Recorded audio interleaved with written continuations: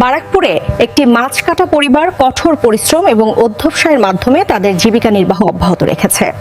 Sunbit সব দিবে সামাল। সানবিট ম্যাজিক প্রেস ডিশওয়াশিং এর মাথা ঘোরানো সলিউশন। আরো বিস্তারিত জানতে মোশাররফ হোসেনের পাঠানো ভিডিও ফুটেজটি দেখুন।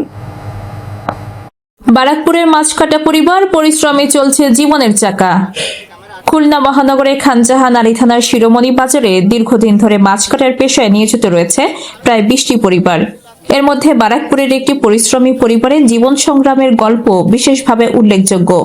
পরিবারের কর্তায় একজন দক্ষ মাছ কাটা কারিগর।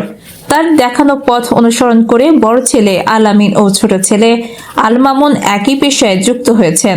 তিনজনের সম্মিলিত প্রচেষ্টায় তাদের সংসার সচ্ছলভাবে চলছে।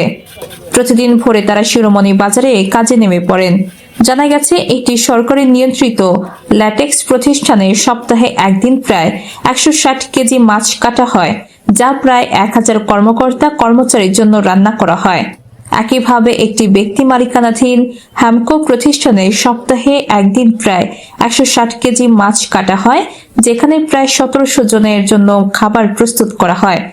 প্রতি কেজি মাছ কাটার মজুরি 15 টাকা। প্রতিদিনের কাজ শেষ করতে সময় লাগে প্রায় 2 ঘন্টা 30 মিনিট।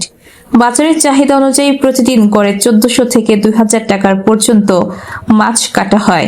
এই পেশার সঙ্গে জড়িত অনেকেই প্রতিদিনের আয়ে জীবিকা নির্বাহ করেন। শিরোমণি বাজারে মাছ কাটা একটি গুরুত্বপূর্ণ ক্ষুদ্র শিল্প হিসেবে গড়ে উঠেছে। পরিবারের কর্তা জানান, এ পেশাই তাদের জীবিকার একমাত্র অবলম্বন। সততা ও কঠোর পরিশ্রমের মাধ্যমে তারা সম্মানের সঙ্গে জীবন যাপন করছেন। সীমা আক্তার, চ্যানেল 7, ঢাকা।